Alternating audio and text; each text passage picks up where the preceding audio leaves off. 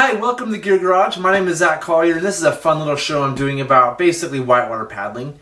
And today I want to talk about SUP, and a particular SUP that I like, and it's this 11-foot NRS Thrive SUP. And I've been SUP boarding in whitewater for a couple years now. I really like it. It's good exercise. It's just kind of fun for me.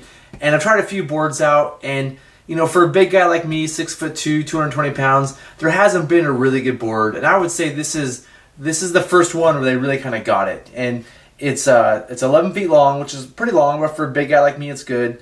36 inches wide and 6 inches thick.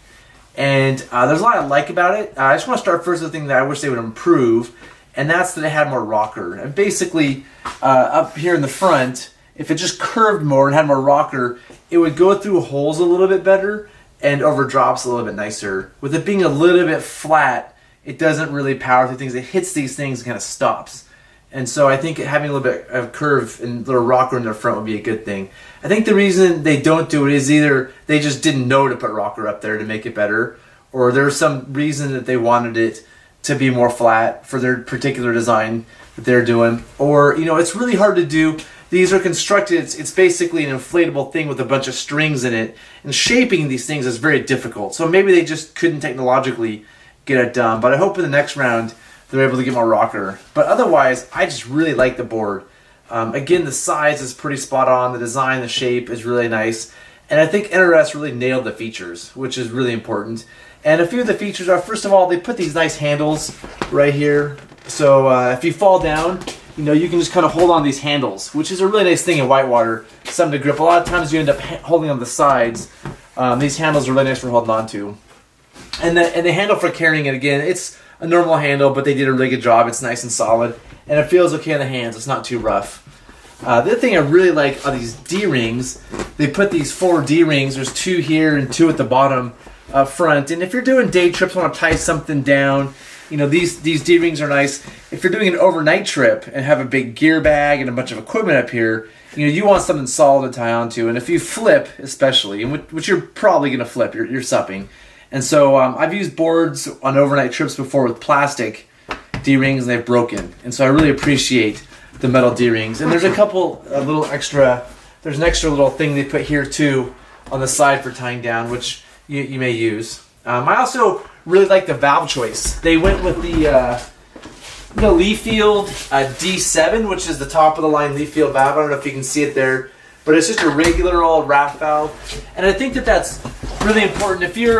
If you're already a rafter, you have that pump. You know, you don't have to buy another pump or bring another pump with you. So you can, if you're on a multi-day trip, it's just one pump on the trip for both the rafts and the SUP.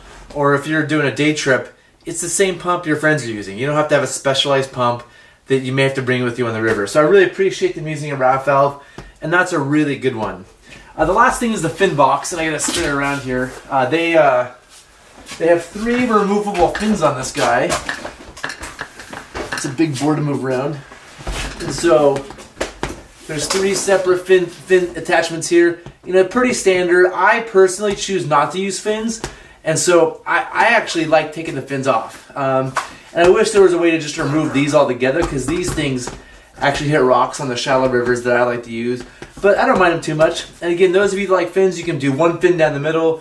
You can do 2 side fins. It's nice to have removable fins. So I like what they did there, and didn't force you to have fins on if you didn't want them. So, but overall, this is just a really nice board. NRS did a really good job with this. I'd say the one big thing is they have it so it can go up to 20 psi, which is a lot for a board. Most SUPs are like 14 psi, 16 psi, and the ability to put 20 psi, that much pressure, makes for a really stiff board, which I think is important for all aspects of supping. So again, the size is really good for a big guy like me. You know, if you're just an average sized person and you want a more stable board or something to put a kid on, or your dog, or you know, whatever, it's a good stable board for that. If you want to fish off of it, it would be a good board. If you're doing a multi-day trip, it has, you know, a lot of volume. It's a good board to put some gear up in the front to camp out on, or to do an overnight trip. So I think it's a good board for us big guys, or just anybody who wants something with a little bit extra. So I highly recommend it. And if you have any questions about the board, or you have thoughts, you paddled it, you like it, you don't like it, I'd love to hear from you. Please add some comments down here in the comment section below. I've had some great discussions the past couple of days, and I really enjoy those discussions. So don't hesitate. It's fun to answer that stuff and kind of get some things going. Or if I'm wrong, you think the board's terrible, I'd love to hear from you. I doubt it. I think you like it, but again, if I'm wrong, I'd love to hear from you. So that's all on this NRS Thrive SUP board, and I'll see you next time. Thanks.